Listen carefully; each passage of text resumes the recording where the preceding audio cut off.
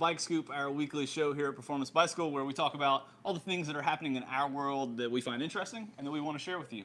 I'm joined by Eddie and Ben today. They're both from our product team, but they're probably some of the most experienced mechanics that we have here in the building. And today we are going to be talking about tubeless setup. So tubeless tires, how they integrate into the different types of rims and wheel sets out there, and why you would ride them. So guys, thanks a lot for joining us. Really appreciate it. Absolutely. So if this is your first time joining, thank you. This happens every week at 3 p.m. Eastern Standard Time here on Facebook. Head over to our blog, blog.performancebike.com. We've got a lot of stuff going on over there. And then also on Instagram, you should follow us there at performancebike. Okay, so guys, tubeless. Why would I want to run tubeless tires? What are the benefits? Who should be thinking about integrating their tires into the setup? You would probably go with somebody that's going to be riding more than 3 times a month. It does take a little bit of effort to get this going. There is a bit of maintenance that goes along with it. You do have to check your tire pressure just about every time you go ride. A day or two is okay, but when you're dealing with tubeless, you get to run crazy low tire pressures, and a few PSI can be a pretty big percentage of your overall tire pressure, so you want to make sure that is legit. So if, I'm a person who loves to ride bikes 1 time a month, should I think about this? My bike's hanging in the garage. I'm riding it once, maybe twice a month. You're definitely adding some complexity to it. When you get to a certain pressure, there's a pretty good chance you could pop the bead off while it's sitting in your living room on your carpet, which is not a good idea. Not a good idea. So it's a good point that this, while it can seem mind-boggling to set it up, it's really not. How long does it take you guys? You've been doing this a lot. How long does it take you to set up, from a tire with a tube in it to tubeless? How long does it take you to set it up now? It should be about 5 or 10 minutes, I would say. Per tire? Probably for a wheel set, maybe about 10 minutes Once or you so. get good at it. Yeah, if you have all the proper things, all the proper tools, and what you would need to do it well, it shouldn't take too long, and it's really not that complicated. It used to be, but now it's pretty easy to do, and we're going to talk about all that. Yeah, thanks to all these great developments over the last several years from some great brands that are out there. I can say when I first thought about doing it, it seemed like mind-boggling, but it's really actually not that hard. All right. And the benefits, the benefits you get, like Eddie's saying, with a mountain bike especially, or road, you can decrease your tire pressure to where you have better traction, you have much better comfort in your ride, and then additionally, you are less likely to get flats. The sealants that we use, if you run over a nail or a thorn or something small that would puncture a tube, the sealant's designed to fill that hole, and you should be able to keep riding. So there's multiple benefits, and like you're saying, it's much easier to do now. So yeah, I think the benefits on the mountain bike side have been, some of the first reasons that people wanted to set up tubeless tires, and it's low air pressures to cross and road. And I'm a late adopter for the road side of things, but I can say that it's made my ride really comfortable, which has been awesome. That's probably my biggest personal benefit on the road side, right? So let's talk about how to set up tubeless. So there's 2 ways to set your wheels up tubeless. The first is to bring it into our store, and we'll do it for you. Yep, that's the easiest. So that is the easy way. Bring it in. So if you're looking here, we're going to show you how to actually do it here in a second. We're going to run through from start to finish. But if you don't want to do it, we can do that for you. So we have service departments in all of our stores. So just bring it on in. After we set it up, we'll also educate you on the maintenance that you need to do over the lifetime, how often you need to add sealant and all that kind of good stuff, what to do if you get a flat while you're out there. So we can educate you on that in the stores. So go into the stores, say hey to our associates. Again, the other way is to do it yourself. So I think the first thing to talk about, as far as personally, when I went to do it was there's all these different standards. There's all this different stuff. Yeah. And so what do I need to think about when it comes to having the proper stuff, the right gear? Well, the number one thing is going to be to have both a tubeless compatible rim profile and a tire. The way that the bead seats on the rim is very crucial, and if you don't have a rim and tire that are designed to hold the bead in place, you can have the tire blow off the rim, you can have multiple problems, you can maybe never even get it to seat. So there are specific rims and tires designed for tubeless. Eddie's holding here 2 different Tubless wheels This is obviously a mountain bike rim here, and this is a road rim here. We're going to get into that a little more. And to kind of like expand on that and exaggerate it, you're looking here, it looks like at first glance like a pretty smooth profile, but to exaggerate it, these rims have this big hook like here, and then the tires, are going that way, and they're lashing together to create a seal. And that's where you want to make sure that your rims and the tires are compatible with each other. Correct. Because if they're not, bad things can happen. Yeah, it's just not going to be enjoyable. Yeah. Has bad things I've ever had it happened to you? happen myself years ago. Prior to all of this awesome stuff, I set up a system with they call it Ghetto Tubless. It's not an official tubeless setup, and it lasted like maybe a few rides, and I was doing a slow climb, and my rear tire just blew off. I wasn't cornering, I wasn't going fast, but I had to walk for 2 miles, and it was very loud, and it knocked my wheel out of true. It's just not good. I think Eddie's got a pretty good story as well. This was kind of in a race scenario when I was trying to get mine set up. I did not have the correct gear, and I ended up in a turn pulling the bead off of the rim and pretty much hitting the dirt really hard. Got it reinflated with a CO2, and 20 meters down, happened again.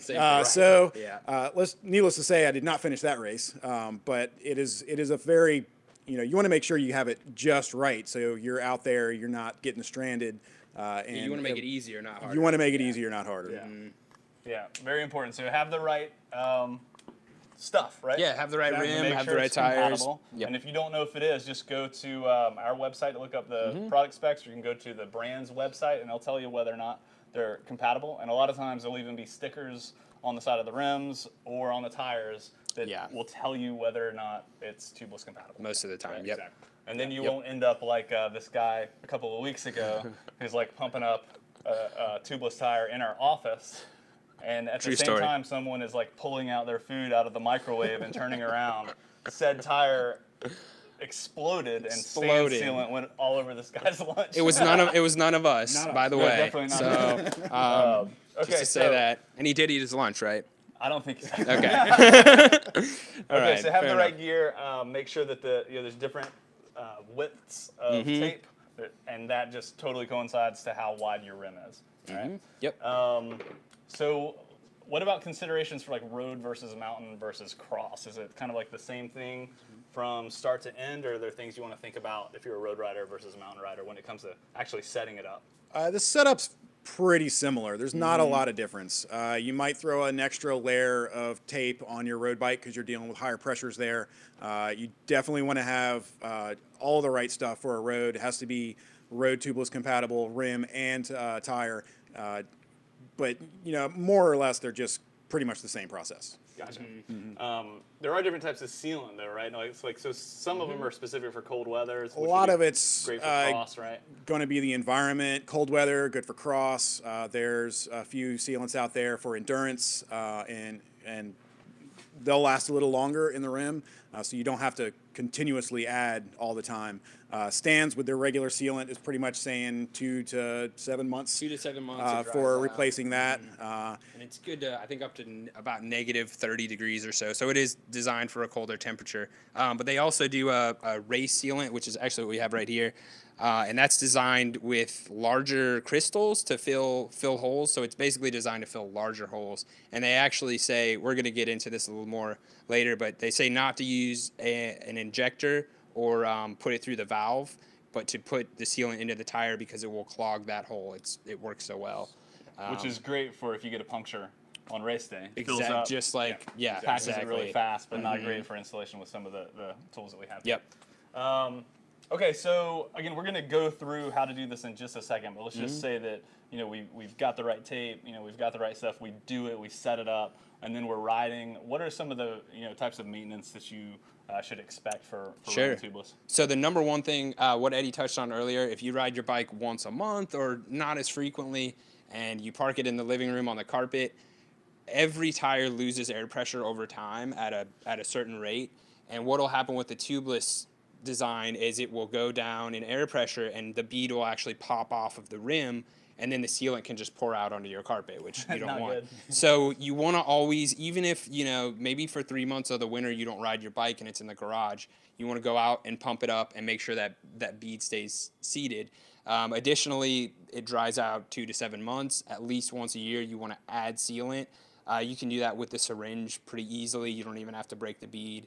We'll get into that a little bit more later, but those are kind of the big maintenance things. I mean, it should be fairly simple once you have it set up properly. And what are some signs that you would come across as you, let's say you ride like 3 or 4 times a week? What are some signs that or some indicators that would tell you that, hey, you need to add some sealant? Do you have Your to air like pressure's lower. manually? Your air pressure will be lower. I actually After just the did next this day, recently. right? Yeah. So usually if I rode my bike the next day, it's down, you know, a few PSI. If it's drastically losing air, it's probably that the sealant's dried out and you're just losing air, and so you need to add sealant to it. So a good seal, the tire pressure would probably carry through for a week or so, or maybe a couple of rides. I mean, we recommend to check your tire pressure before you ride every single ride. time. Yeah, every ride, yeah. And I found like in most cases, I'd maybe have like a 2 PSI difference from one day to another. Yep. But it's time to replace it when that difference is like If it's 5 like or 10 10 PSI or 15 going or something. flat, Yeah, kinda. exactly. Okay. Yep. Cool. All right, so that's kind of like the conversational side of this, right? So we talked about like why you would want to ride tubeless, what the benefits of it are, what to consider, you know, before you go into it. Again, we can do it for you, or you can do it yourself. So definitely research the different types of tape that are out there, your rims that you have, and all that good stuff. So when it comes time to actually doing it, we're going to run through that, right? We're going to show you guys how to do it. And so the first thing we want to talk about are the tools. Yeah. The Yeah, we tools can that you're going to need. There's a kind of couple run things through you what we to have So Ben, why don't here. you take it? Yeah, sure. So tape is going to be the thing you need. It's not really a tool, but you have to tape your rims. We're going to show you how to do that in a minute here. And then the next crucial thing is valves. So you're going to need tubeless valves. These are designed with a rubber part at the bottom that's going to create a good seal. We have a few different valves here. Probably can't see too well, but there's different manufacturers that make different shapes of these. So the valve is what you'll need, and then sealant, and obviously a rim and a tire, a wheel and a tire. And then what we have over here is a couple pumps. So what you need to seat a tubeless tire is a fast burst of high volume air. And Which can't be accomplished with some of the traditional pumps. a lot of the traditional pumps, especially like a small hand pump, just doesn't push enough air. Something like this is actually a tubeless pump. And the way it works is you pump it up and it fills this chamber, and you hit this pedal here and it lets all of the air out at once and it fills it, kind of like a compressor. And then this one here is this is an awesome pump, a Blackburn pump. It is a high volume pump, so the chamber is larger and each pump just pushes a lot of air. And we can actually seat a tubeless tire with this as well. And then obviously a compressor is going to be the easiest. Which we have here. Yeah, it's always going to work. So we'll show you how to do it with one of these, and also the compressor as well. But these are also great. Okay, and tools, then what else? So maybe some rags, because it can get kind of messy. Yeah, it can be messy. Kinda gross. Yeah, it can be Latex messy. gloves. A lot of people will use those. It's not a bad idea at all. Yep. And probably like a space, a good space that you don't mind getting gross stuff in. Yeah, right? you might drip on the floor some sealant. It's pretty common to do that. Maybe somewhere you're not worried about getting the carpet dirty or stuff like that. So. Okay, so those are the main tools. So what's the first thing that we're gonna want to do? Let's just say we've got a tire. And it's got a tube in it. We have an example here of one that just did have it. So get the tube out of there first. Let's get rid of that. Yeah. Take the tire off, and then what we have here is just a bare rim. So as you can see, there's holes where the spokes and the spoke nipples are, and what we have to do is tape that to make an airtight seal between the tire here. Eddie's going to show you kind of how to tape one of these up. And like we mentioned earlier, there's different widths of tape. And if you look at these, we have a fairly wide one and a slightly narrower tape, and we're going to need to use the narrower, more road tape for this type of rim. Yep, and the reason, so I think it's good to back up for half a second. A lot of bikes, of course, all bikes new come with wheels on it, tires, and tubes in them. Almost all the time. And depending on the specs of the bike, some of the tires come with non-tubeless compatible wheel sets and tires, but some of them come with like tubeless ready rims and tires, but they still have a tube in it because it's really hard for the bike hard to ship a manufacturers bike to set it up tubeless. tubeless Yeah. and then ship it, and then it sits in a Ship it like that. right. So a lot of times, if you buy a new bike with tubeless ready equipment, gear on it, components on it, you know, it's going to come Pre-taped, sometimes yeah, with the tube in it, and sometimes. ittle come with the extra valve. So like check into that too. Yeah, sure. But in this case, you know, we've got like set up a non-tubeless ready, right? So we've taken the rim strip off of it, and just for those of you guys that have like never seen this before, you know, there's big holes in here, so that's why we have to tape it. Right. Right. So this is the rim strip. It's just a piece of plastic that wraps around it, and it prevents like a physical tube Keeps the from tube going from through pushing. the holes. Right. Yep, exactly. So, but this thing isn't going to hold sealant. It's Nope. not going to hold an airtight thing. That's what the tube's for. Right. So you take this off and you throw it away, or you can save it for later if you need it. Save it down for the road. later. And then you tape it right with Yeah. tape that's going to actually close the seal. With the stands tape, you're pretty much given something that's non-permeable, so you're not going to get any moisture into the rim. You're not going to get any leaks of air in there, and pretty much start it. I usually start it on one side of the valve and cross the valve first.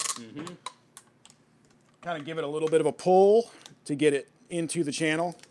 If you have a wheel truing stand in your Truing shop, stand helps, it really helps with this. immensely. Also And this just move the stuff, style. you can pull rather tight on this type of tape, and it is Not going anywhere. not gonna break. The way Eddie's doing right now, you can see he's pulling very tight. It definitely helps to make it airtight if you have good, strong tape on there. And the way he mentioned, I believe you started at the valve. Is that right? Started on the far side of the valve, cross the valve, and go all the way around. And I usually try Yep. to cross the valve one other time, just to have a double layer there on the valve. Exactly. Yep. And so we're gonna do the whole like cooking show thing here, and we're gonna pull out the one that we've already taped up. Unless you just Yep. want to keep going, you're welcome. I'm He's almost doing a there, good job. so- He's doing a really good So I don't know job. how close you can get in here, but this shows what they were just talking about, where they've started here on one side of the valve, they've gone all the way around, keeping it nice and flat, and then crossed over. Right? Yeah, there's a little overlap there across from it. So Cool. And then yeah. once it gets around, Eddie's getting right here. He's crossing over. Mm-hmm. And one thing to do before you do this is make sure it's super clean. We didn't really talk about that. We but didn't- you we wanna, didn't touch on that, yeah. Make sure it's really clean. If you've been riding with tubes, it gets dirt gets in there. So what would you use to clean it out with? just rubbing alcohol and kind of something rougher that would, like a rougher rag or a nice rag that would wipe any old sealant or anything dirty off of there. It's just like anything else. If you put a sticker on something and it's dirty, it's not going to stick. So Exactly. that's what we're doing here. He's adhering the stickiness of the tape, and the cleaner it is, the easier it Right. sticks. So and now that we're taped up, We valve it, right? Got to get a Valve it. valve in there. Valve it Gotta up. Cut a hole in this, get that valve through. So I usually just do a little X. That'll allow you to not really split it that much. So I just cut a little X that You can't way. really see it, but it's probably like just shy of a centimeter. Not long at all. Not even that, yeah. All right. And so there you he's go. created a little X in there. I don't know if we can catch it on camera. We can spin that forward. It's kind of like right there. Little X above it. So don't worry about like digging a hole and like making a big circle. The X is Yeah. going to allow for the valve to yeah, and the slide valve in. kind of helps and make hold. press through the tape. If you just make a little puncture and you push the valve through, you can kind of use the valve as a, So Cool, so we're taking out, and again, there's different types of valves. Some, again, this is part of the research. So like, go to the brand's website, go to the wheel website, and like read about which valves are mostly compatible. Again, some of these kind of like OEM parts are really, really compatible with like almost everything. yeah, Right. Yeah. The stands is definitely my favorite. It has a tapered rubber end on it, so it'll fit in most of the holes. As you can see over here, like that black one has a little rubber seal on it that actually has a curved kind of an O-ring on there that's designed to sit into the rim a certain way. So you want to make sure that's oriented correctly. You can see it has And pretty same good. with this one, so it's Exactly. That's the way you want to slide it. You wouldn't want to put it in sideways like that. Right. Yep. So But it can sit down in there. with the stand stuff, great to use the stands valve. I'll give you that. yep, yeah. What we have here is both a stands rim, stands valve should work super well.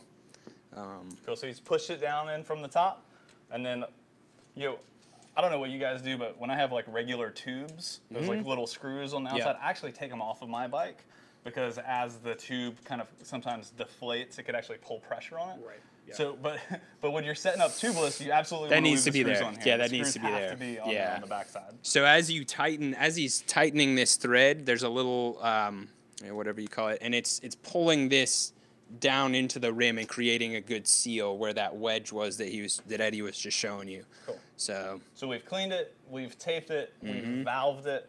Now we want to throw a tire on it. yep, All right. yep. So as the guys do that, again, it's good to remember that you want to make sure that the tires are tubeless compatible, and that the rims that you're putting them on are also tubeless compatible, right? Yep.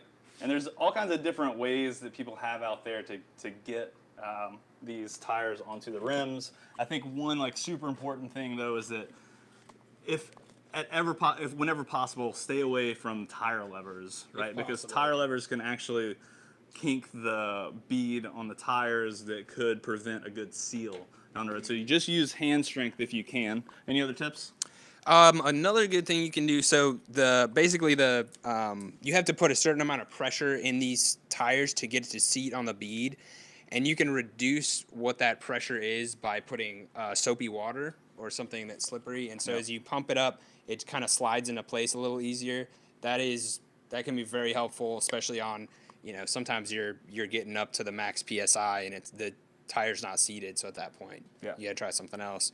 And then you've got a road set here. Correct. Eddie's got a mountain set, but not really any difference at this point in getting Not the in tire terms on of it. how we set it up, but what I have here is a road tubeless tire, a Hutchinson sector, awesome tire. You can put much more air pressure in something like this than what would be a mountain, like we were talking about. The compatibilities are different, but in terms of how we assemble them, they're basically the same. Cool. So what I have here is I put half of the bead on here, and then I'm going to, obviously you got to make sure that the logo lines up, has to be pro. Yeah, it's got to be super pro. Has to be pro. So if you're not aware of that, if your valve stem's here, the main logo goes all the way on the other side. Has of it. to. And that's so you can take really good pictures. It's for pictures. So I'm going to go around and leave basically just a short bit of spot where I don't have the bead, and that's where I'm going to pour the sealant into. So I'm going to grab some. And that's one way to do it. Bit of a side note, when I'm installing these valves, I do make sure this is only hand tight, your little nut there. If you do have an issue while you're out on the trail, most people don't carry around pliers with them while they're riding, so you want to be able to get that off of there, because you will have to remove this valve when you're going to go slap a tube in there. Yep. So I'm going to go ahead and pour the sealant in here.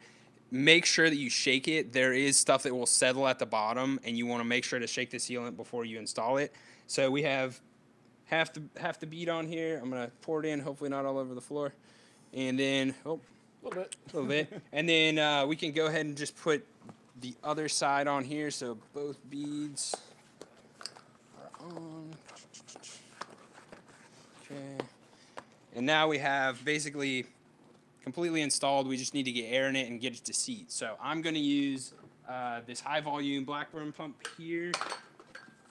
And again, if you have the luxury of a compressor, it's the go-to for Much easier. me here in the shop. But yeah, but something like this is a Stans rim, a really good tubeless tire. I should be able to see this with a pump. Here we go. And then you're going to expect some popping noises. And that's just the bead of the tire grabbing onto the rim, right? Yep. Woo! There it goes. All right. So, like I said, we were able to do this with this high volume pump, which is great. It's probably all the way seated even. Yeah. And you wanna give it a spin to see if there's any spots that are not seated. And it looks good. So this is ready to go, ready to put on the bike. You actually want to move it around and make sure that you coat the entire inside of the tire with the sealant. So it's good to kind of move it around like this, flip it around, and then maybe go set it on a trash can or somewhere.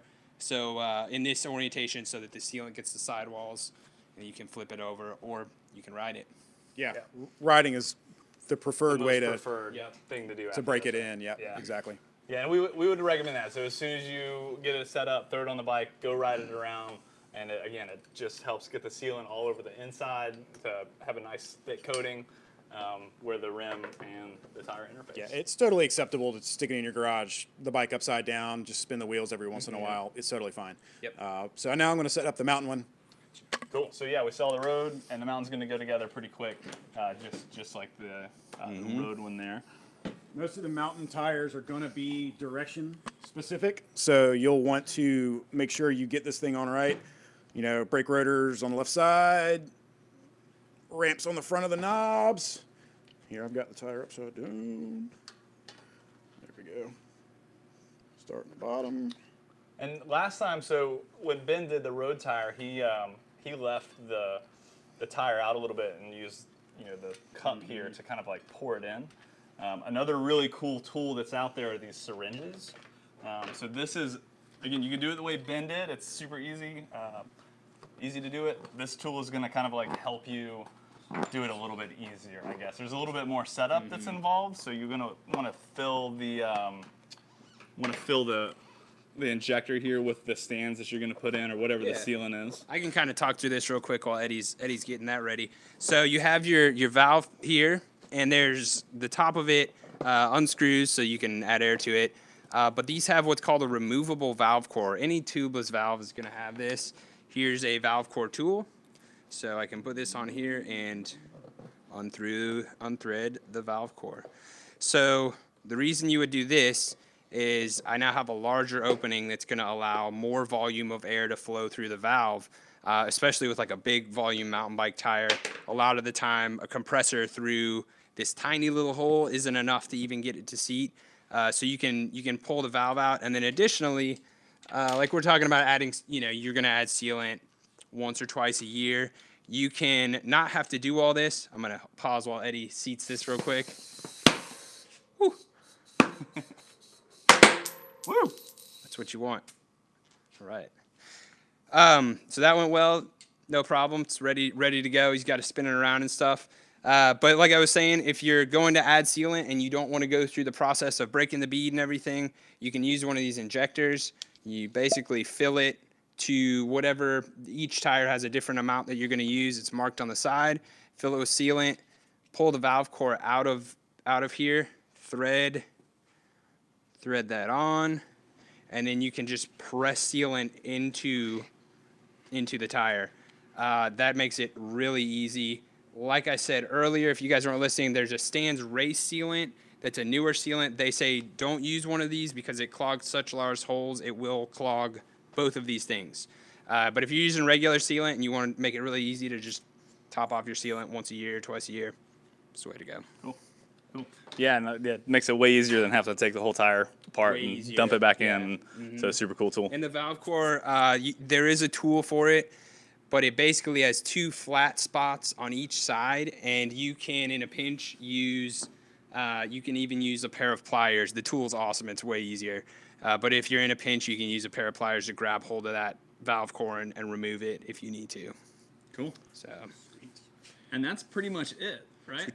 Go ride it. Should we talk what happens if you get a flat real quick? Yeah, I think that's probably like the last thing, right? So, last thing to mention, you're less likely to get a flat, most likely if you have a tubeless setup versus a tube.